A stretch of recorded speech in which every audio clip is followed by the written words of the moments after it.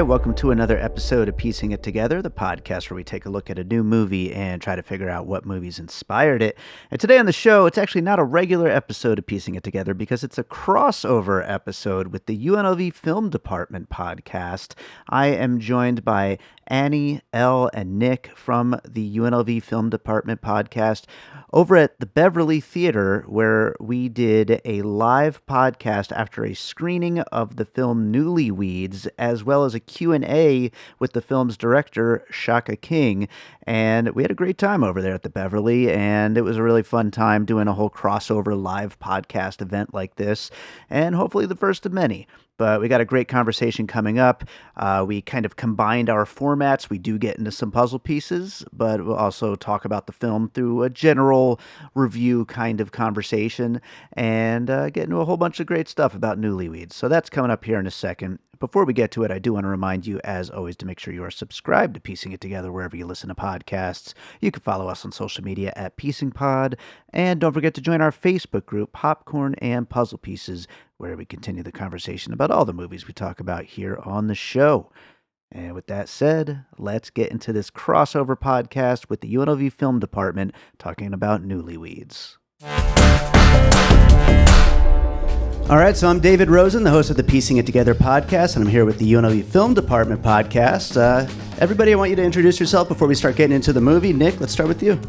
I'm Nic Patrick. I'm a third-year filmmaker at UNLV, and I'm very happy to be here with you, David. Absolutely. Ani. Hi, I'm Ani. I'm a fourth-year film major at UNLV, mainly a designer. And I'm L. Hi, I'm a fifth-year UNLV film student. I mainly do screenwriting, and I'm so excited to be here with all of you guys. Absolutely. Here at the Beverly Theater, which thank you so much to the Beverly for doing screenings like this. It's awesome to get to see a movie like this that none of us had seen yet, right? Is that correct? It's only like 400 watches on Letterboxd I saw before we started. It's crazy. Yeah. It's insane. Some people who've watched the movie think that it's like an anti-weed movie, like Reefer Madness, and I've always thought it's just like what I've always appreciated is when people who really smoke, like really smoke, when they go, yeah, that's real, it's heightened. Obviously, it's a comedy. It's supposed to be ridiculous, but the ideas behind it, that's I think that's just a sort of like real appreciation for the complexity of, fondly enjoying like a mind-altering substance like that.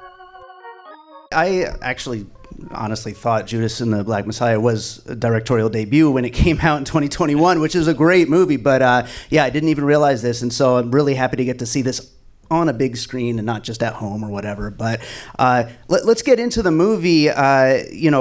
First of all, when you hear the word Newlyweeds, what did you expect this movie to be going into this?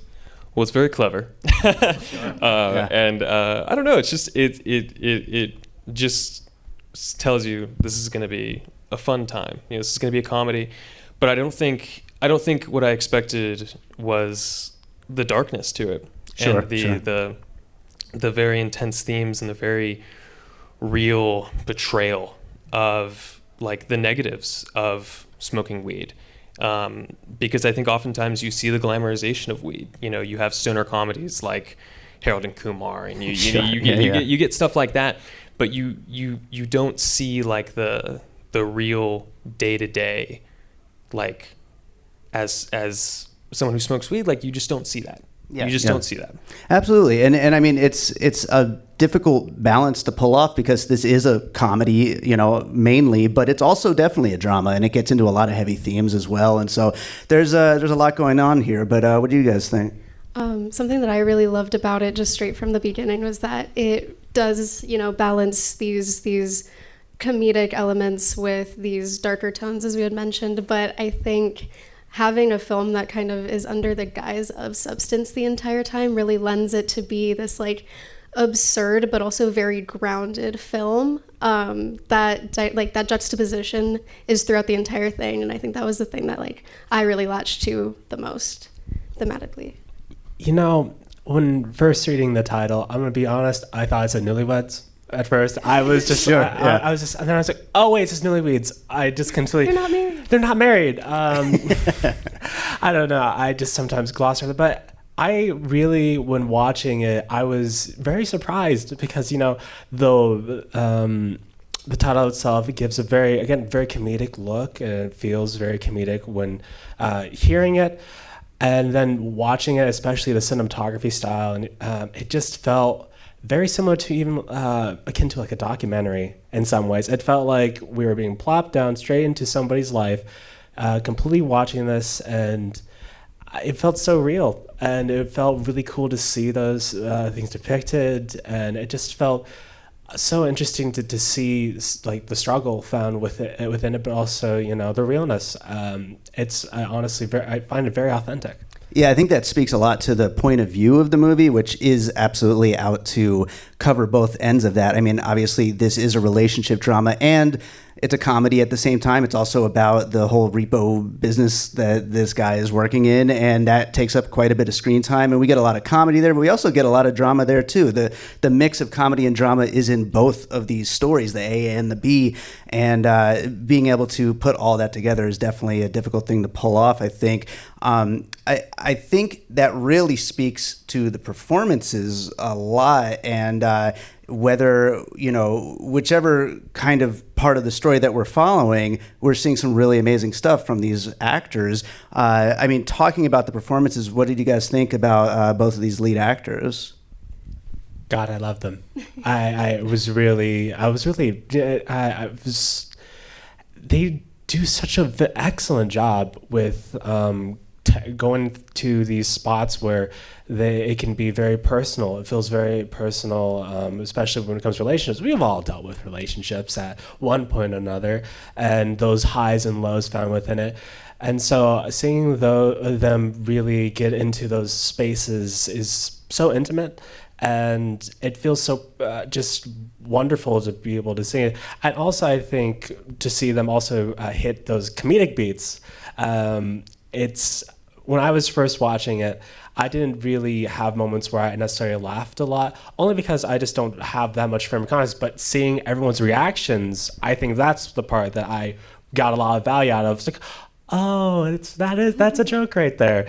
I just have sometimes such a hard time really grasping of something a joke or not, and I thought they did fantastic. I already kind of mentioned this to you, but I think that the fact that you kind of viewed all of those like comedic bits as very serious, or I guess like the tone of it didn't like grasp you in the same way that it did to some others. I think that automatically shows the nuance in these characters. I think that you can view it in two very like strong extremes, either like these really high like comedic moments or these very like grounded, very sentimental, very sad performances.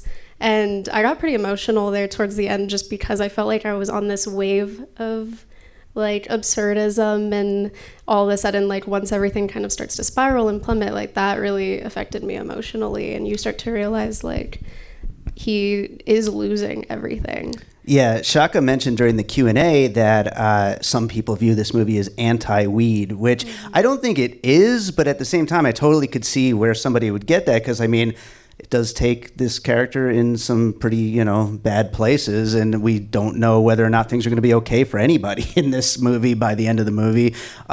So, I mean, we're not going to get into our experiences with weed here, but we could at least talk about that, like, kind of up and down of the character. I think it's almost...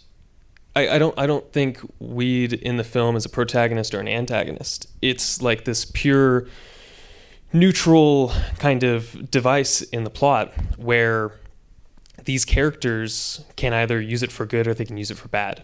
And I think it really puts like a very tight focus on the characters, because you have to see the choices that they're going to make. You have to kind of see the outside variables in their life and how they're going to come into the apartment and how they're going to treat that drug. Yeah, no, absolutely. There was another question where somebody was asking about, the individual characters' relationships to weed and how they change throughout the movie. And I think that is something that is really strong in this, in that both of the main characters, their relationship absolutely changes from it being more of a negative to a positive, or vice versa. And all of the other characters are all, all the small characters to some level are also potheads, and they all deal with it in different ways as well. And we get a lot of really rich characters through that too. I think my favorite thing about the influence of weed on these characters is, for me at least, I saw the character Lyle, definitely being more influenced by weed as like a form of escapism, where I think that, oh my gosh, I just forgot. Nina, thank you so much. I think Nina is viewing it more as a form of connecting to her environment. It's a very like escape versus connection thing for me. And I think we were very lucky to hear Shaka kind of mention his influences on writing these two characters. And even though he was coming from a place of having gone through a breakup, I think him putting himself in the shoes of both of these characters and writing from his personal experience and this give or take dichotomy with weed, I think is very influential to the relationship as a whole. And especially when we start to see it in the outside perspective, we kind of mentioned like whose perspective are we viewing this in? Since us as an audience, we're very like thrown into this environment, but we're not really favoring one character over the other. At the end of the day, the relationship is one unit. Sure, absolutely. Speaking of characters, do any of you have favorite characters in this? Colman Domingo. Of course. He steals the screen every time, and I mean he's blowing up right now. But Shaka talked a lot about his performance during the Q&A right before this, and it kind of mentioned that Colman Domingo's character, Chico, I believe his name is, was kind of underwritten in the script. And I think that's really interesting that, you have to have this character and then you hire somebody and then they completely take it. They completely make it their own. And I think that's like the beauty of acting is, it becomes this immense collaboration between not just the actor and the director, but the actor and the overall film, like what the film is meant to be. And I think that's incredibly beautiful. And I think all the actors really did that. They really made these characters their own. But yeah, Colman Domingo, he steals it. He's so good. What about you guys? I really liked Lyle. Yeah, me too. Lyle is just, seeing his character, I mean, there's a lot to be said about a relationship that suffers under a few things. I think one of them is like miscommunication, or even more than that, a circumstance. He just always is at the root of some really unfortunate circumstances. Like he gets screwed over time and time again on various different things. Some of it is his own fault, and some of it, but I find myself rooting for him because it's something that he sees that Nina's important to him, but he has a lot of escapism, as you were mentioning, but at the end of the day, he also has a bit of a good heart, because once he realizes that, hey, we took the wrong guy's couch, we should go back and get it. He's trying to advocate for it, and the guy's like, no. We're not going to do that. He always seems to be on, whenever he sees something that's going on that's messed up, he wants to make it right, to mend it. And I just can't help but root for somebody that is at the ends of their own circumstances, or circumstances that life imposes upon them, and hoping that things get better. And, it is a sad ending, Yeah. That ending, but it struck me so much, and I think it was the correct ending. And as Shaka was saying, was not written originally in the script, it was about them going off together. But I feel like this itself feels so much more personal, because I think in a lot of ways, Lyle uses both weed and also his relationship with Nina as a form of working on his own self, but now it's just him. and it's just him, and he's got his talk from his dealer saying, hey, I don't like seeing you like this, man. Let's clean yourself up a bit. And he goes in like, I'm gonna do this. I want to go with Nina. I want to be with Nina. And so doing all this intention with being with Nina, and he doesn't get her at the end.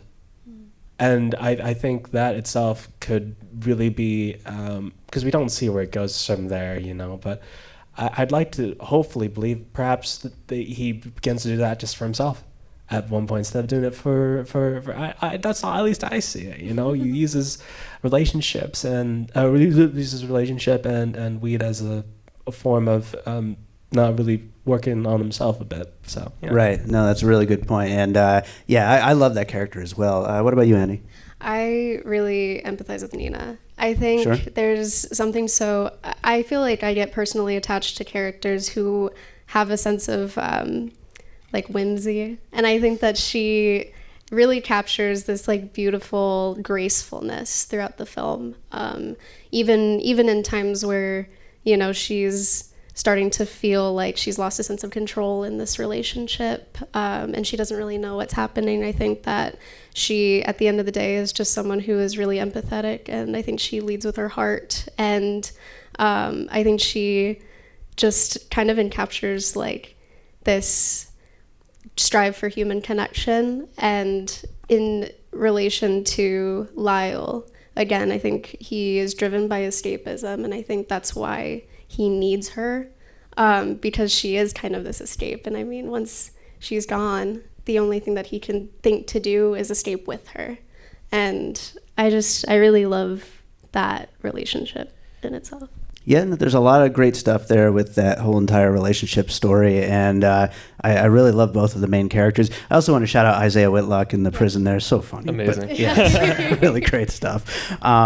So on my podcast, Piecing It Together, we talk about a movie through the lens of what other movies might have inspired it, and we call those movies puzzle pieces. And so we're going to go through a couple of rounds of puzzle pieces here, talking about movies we think might have played a hand in influencing Shaka King in making this movie in some way. And I think, Nic, it was you that brought up New York in your questions. Yes. And I kept thinking of this as a New York movie, and I was thinking of Woody Allen, maybe Annie Hall specifically. Absolutely. As a puzzle piece here, as far as a relationship where both characters are just so kind of on their own paths, and they love each other, but they're not really right for each other. And so it's kind of meant to be that this is going to go the way that it goes by the end of this movie. And there's one scene, I haven't seen it in a while, but one scene in Woody Allen's Annie Hall where they're getting subtitles to like kind of say what they really mean, because they're like anxiety. They can't really quite open up to each other in the right way. I could totally see these two characters having a moment like that where we're seeing what they actually mean, because there's a lot of anxiety to these characters, and maybe that's a New York thing, but I think that it makes them kind of closed off from one another, and it leads to a lot of the issues in the relationship, and where weed kind of comes in to kind of help it along for as long as it possibly can anyway. But so that was the first one I wanted to bring up. Nic, what do you got? I think I'm going to cheat a little bit, because, Shaka did mention that there were some The Graduate inspiration kind of near the end there. And obviously he didn't go in that direction, and we don't see them together. Well, we do see them together in the car at the end, but we don't really see them together in the car at the end. But I think there's definitely some inspiration there outside of those final scenes in those movies, just in regards to like their relationship. And I mean, it's like what you said. It's two people that it just cannot work, and it will not work no matter what you do. And both films deal with escapism. And I think Newlyweeds adds an interesting layer upon it with the weed, because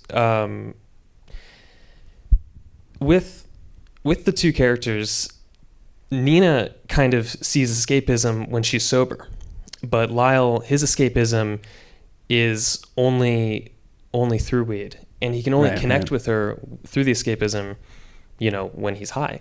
And I think that's an incredibly interesting layer that he adds upon it. And I love that dynamic between the two. Yeah, me too. And I think you can kind of combine those two movies, The Graduate and Annie Hall, as movies that would inspire any really rich relationship, drama, comedy mixture like this. And I think they both fit really well in similar ways for those. But let's go to one from you, Annie. Mine's going to take a complete detour from what we've just been talking about. The first one that I immediately clocked in my head, and I was like, this is a puzzle piece.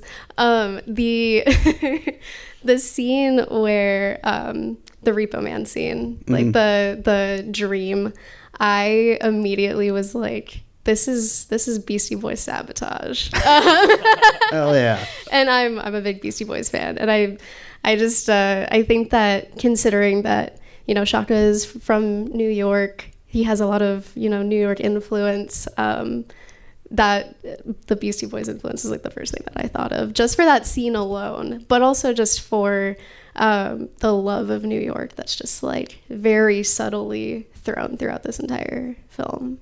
Absolutely. Yeah. Great. It's such a good amazing. That's a great pull. Yeah, totally synonymous with New York, and just fits so well in the vibe of this thing, and that's so much fun. I think just design wise, like the entire like 70s costume, like badass Repo Man look, but it's, you know, fake mustaches and it's very corny. And even like the scene after, like following that, where he's in disguise and he's literally wearing a beard on top of a beard. Yeah, like, sure. Yeah. That just felt very fun, and I love that. By the way, outside of that scene, because that scene's great, but outside of that scene, great use of music throughout this whole movie. Yeah. Really Oh, great yeah, soundtrack. But let's go to one from you, Elle.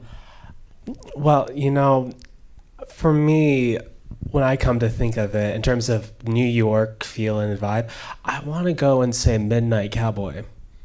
Good one. Yeah. I think that the realism found within the feeling of the entirety of the setting, as well as the grittiness that are, you know, I wouldn't say grittiness. It's just, I think that's the one that's kind of popping into my head. I just feel the authenticity. There it is. The authenticity that I feel along with the characters and like the all the moving pieces that are happening in the background. You know, being over there, you know, in the stores, and, you know, seeing all this nightlife. And I just think the way how it feels, it just kind of gives off this, like, the Midnight Cowboy. Because I remember when I watched that film, I was like, it feels real. And also, even that ending with, like, it doesn't go like, even within the Midnight Cowboy, we have two characters like, let's go on this trip to, like, Florida. Sure. Yeah. And now they're like, well, let's go to the Galapagos. And then it both doesn't go the way that they both don't expect. And so I kind of see it within that, you know. It may be intentional or unintentional, but Midnight Cowboy. Now, I think it's a really interesting one, and I think they're both characters. If we're looking at Lyle as the main character, which he is, both characters that are just totally not okay in their own skin, basically. Oh, yeah. And just totally out of place in this world that they've gotten themselves into, and trying to basically just survive and keep their head above water in this entire thing. And yeah, Midnight Cowboy is a really great movie, and definitely an interesting one to bring up here.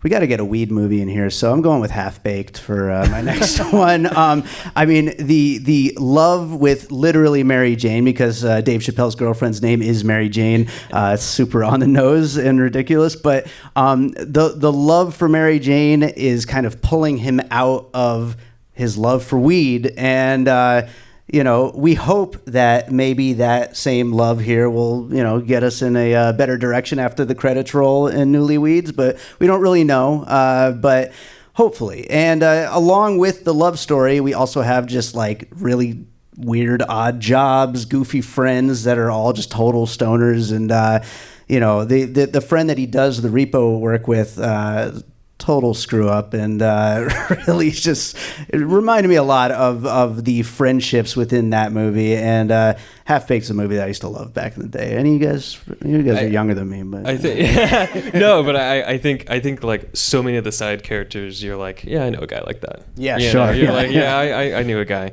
But no, totally. It's that's an amazing pick. Let's go to another one from you, Nic. I want to touch back on that dream sequence where we're in the disguise and it's the tough guys song. I when I was watching that and then pretty much after that point, in getting a lot of those like old 70s like cop movies and like those kind of vibes, but I was getting a lot of Shane Black in the way the humor could sometimes be very slapstick. It's a lot of physical stuff, and you've got cuts that just show them doing something crazy. I loved it, and I just got a lot of Shane Black in that. And I don't know if The Nice Guys came out after or before this, or around the same time, maybe. Nice Guys is after. Oh, is it after? Yeah, but it's so good. It's amazing. totally, yeah. Kiss Kiss Bang Bang's maybe a little closer in time, Yeah. but Shane Black's amazing. And also going back to that era of where he's basically known for of those kinds of action comedies. So, absolutely. And more people need to watch The Nice Guys. Nobody has seen it. And it needs a sequel. It does, absolutely. Let's go to another one, Annie. I don't know if mine would necessarily count my next one just because it came after Newlyweeds. I was really feeling like the High Fidelity miniseries was like I saw a lot of connection in that, mainly because it's a story about, once again, like set in New York. I think there's something beautiful about New York apartment complexes, and visually I think that's like very represented in like a very similar way. But I think when you start to think about like the needle drops, the lighting, it just feels very New York, and I think that High Fidelity is a beautiful representation of that. I also think in terms of class struggle, that also connects pretty well. But I haven't seen the series, but I'll go to the High Fidelity movie, which is fantastic. That too. I hadn't thought of that, but it's a really great one because, these are both characters that are kind of stuck in Arrested Development and just they can't quite move on with their life and be better, I basically. think that, like, the struggle of being, like, in your early to, or more like mid to late 20s, but feeling stuck is a very strong point that's made in both the show and in the miniseries. Sure. And I think that, like, I wouldn't say it's like a millennial story, but I think that there's like a little bit of that similarity to it. We felt it back then too. Yeah. Let's go to one more from Mel. I think, this movie had me just reminded of Friday. Friday? I just, the comedy aspect of it all. I recognize the comedic elements found within it, and it's a bit more, gets a bit more dramatic at times here, but I think when I think about it, I can see a lot of characters having that sort of ways about them. And I remember watching Friday when I was like, 13 with my dad. And it just kind of reminded me of that here, because we got people kind of dealing with their own circumstances, their own situations, their own personal relationships, and I just feel like it really there's a lot of energy within that here, and I think that it would be very amiss, at least for me, to not mention it. No, absolutely. It's a really fun, colorful cast of characters that all the side people that they hang out with, the drug dealer and all the people that they meet up with along the way. And so there's a lot of great characters in that movie and here too. And that makes for a big tapestry of a cast, really. So yeah, and that's what makes that film. And I feel like so many of the side characters here really make the film too, because we go like, hey, we know that guy. Coming back, like we see the guy, stealing the cans. Also took that. He's the guy that we get they take the couch from. He's also in the jail cell. It's just reoccurring characters, while also like several smaller characters coming back. Oh, not still coming back, but like just coming in and being like, oh, I didn't expect this to be here, but hey, this is great. Yeah, absolutely. Well, let's get into some closing thoughts here. Nic, any things that we didn't quite get to that you wanted to mention about this?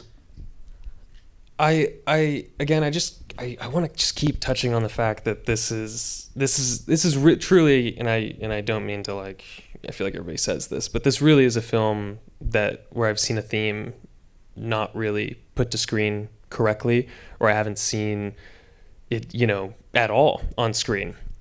Because again, it is something that gets glamorized so much, or you get like something that's pushed so far that's like anti-weed.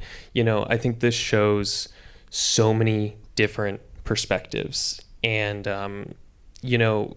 I think one of my favorite scenes is that scene between Lyle and his dealer, because I think any other film would have shown that dealer, and it would have, the dealer would have pushed him further into the pit, and its characters are just so colorful, and they have so many layers, and they are not what you expect.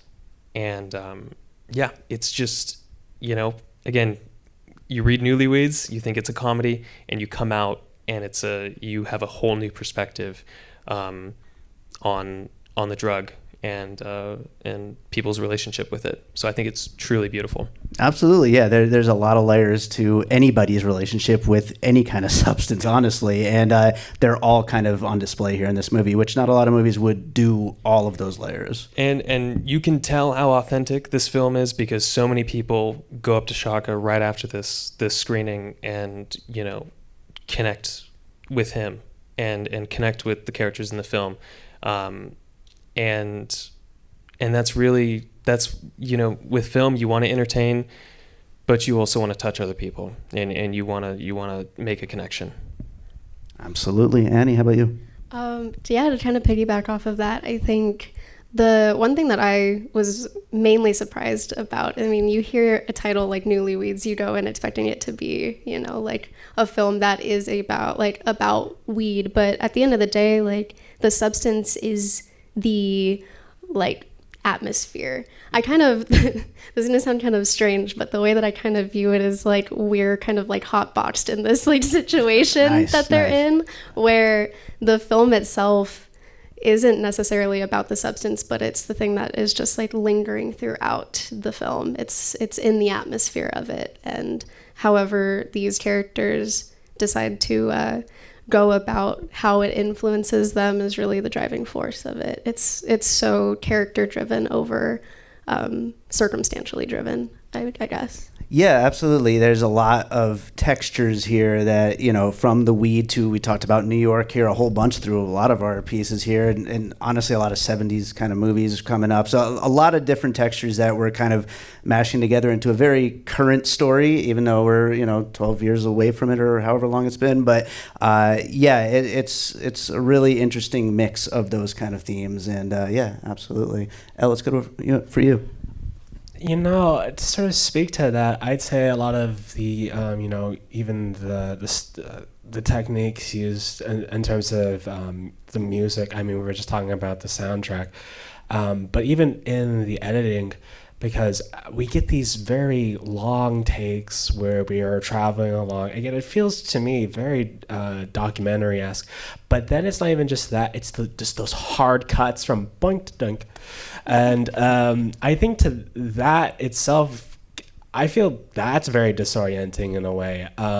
I know that whenever, sometimes when I take my own medication, I can get disassociation episodes because I just foggy mind. So sometimes it really feels like I'm at one point in my house, and all of a sudden, when did I get into my classroom?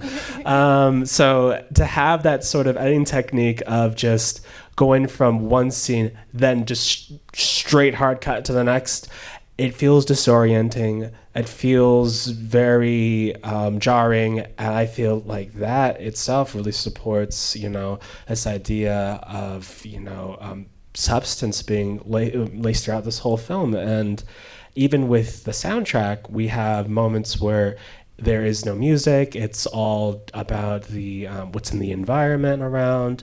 It's all about the sound. But then you get, those melodic keys, or that very soft music, or those very fun, hard, fast things within the dream sequences, the hallucinatory sequences. And I think that itself can feel so euphoric, and I think another thing is always sort of talk about is that doing drugs is so hard to depict or on the screen. But I think it's just little things that really help highlight it to be, yeah, when you do smoke, you do feel euphoric for that second, So I'd say that a lot of the use and the intentionality of it all really brings it together and forms a very cohesive, very cohesive movie. Yeah, absolutely. I think you're right. It is hard to depict like being high in movies. Like it's, you either go too far or it's just not right or whatever. So I think that it kind of, it does that really well. But also another thing about like weed or whatever is it's hard to predict what, the effects are going to be. And I think that that's kind of mirrored in the dreamlike sequences and the dreamlike kind of narrative of the movie. Shaka was talking in the Q&A about how the ending kind of just came about because it felt a little bit more dreamlike and it seemed like it fit better with the movie. And I think that's something that throughout the entire movie, we're seeing a lot of everything kind of playing out like a dream sequence from beginning to end. And even as things get more down to earth and things get more stoned, I mean, anytime it's also, you kind of could go anywhere and you could get into those smash cuts you talked about, or you could get into just like a total imagined sequence, like the cop scene that we've all been talking about. Just all different kinds of things can happen. And I mean, when you're stoned all the time, really, there's no telling where, that mindset's going to go. So yeah, I think that it's a really interesting thing to balance, and I think it's pulled off really well here. So yeah, I think that's a good place to wrap up Newlyweeds. Nic, tell people where they can find you. Anything you want to plug? Oh man, I don't know if there's anything I want to plug, but I definitely want to plug the Film Department Podcast, which is on Spotify, YouTube. You can find it on the UNLV website. It's we talk about movies. We talk about films that are happening here at the Beverly. And yeah, it's fantastic. I have amazing co-hosts, and yeah, we have a great time. So definitely watch some episodes of the Film Department and the Piecing Pod. Oh, yes, thank you. Yeah, piecing it together. We'll be at Downtown Cinemas for Death of a Unicorn this weekend, Saturday, and next Thursday for Screamboat, which is a Mickey Mouse horror movie, which looks absolutely ridiculous, but it should be fun. But lots of live shows coming up around Las Vegas, and hopefully we'll be back here with you guys sometime soon here at the Beverly. Please. So anything else you guys want to plug over here or anything? The Beverly Theater. Yeah, absolutely. Watch movies. Yeah, go to the movie. Go to the theater. Yeah, that's absolutely. It's been great being here with you guys, everybody. Right on. Thank you, everybody, so much for being here. Thank you so much. Thank you. All right, so I hope you enjoyed that conversation about Newlyweeds. Thank you so much to the UNLV Film Department for doing the crossover event. Thanks to Ani Rogy, L Villarreal, and Nic Patrick for joining me on that one. Thanks to Adam Paul for helping to organize the whole thing. And thank you to the Beverly for having us. If you're enjoying piecing it together, make sure you are subscribed. So that way you'll find out about all the new stuff that we're doing. More crossover events, more live shows, more regular episodes, and just everything in between. So make sure you're subscribed. You could also follow me on social media at Piecing Pod, and join our Facebook group Popcorn and Puzzle Pieces, where we continue the conversation about all the movies we talk about here on the show. And I wonder if anybody in there has seen Newlyweeds. I'm going to have to find out when I post this. But yeah, that does it for today's episode. Let's close this out with a piece of music like I always do. And let's see, I'm sure I've got plenty of good music for, shall we say, smoking too. Let's see, what song should I play to close us out today? I've been in such the Pups self-promotion mode lately that I haven't been digging into my Missing Pieces album, which came out just a couple of months ago. And this album has quite a few tracks that I feel like would fit really well for a movie about smoking. So let's go with one from there. I'm going to go with a track called Scattered Thoughts, which I think is definitely a good fit here. So this is Scattered Thoughts from my new instrumental album, Missing Pieces. It is a collection of 40 songs that were made between the years of 2018 and 2024 that were all great, viable, worthwhile new pieces of music that I was working on throughout those years, but just didn't fit on my other albums that I released during that time. And hence the title Missing Pieces. So they are now found and available on all the streaming services, Spotify, Apple Music, all that stuff. So I hope you enjoy Scattered Thoughts. Check out the rest of Missing Pieces, and we'll be back with more Piecing It Together real soon.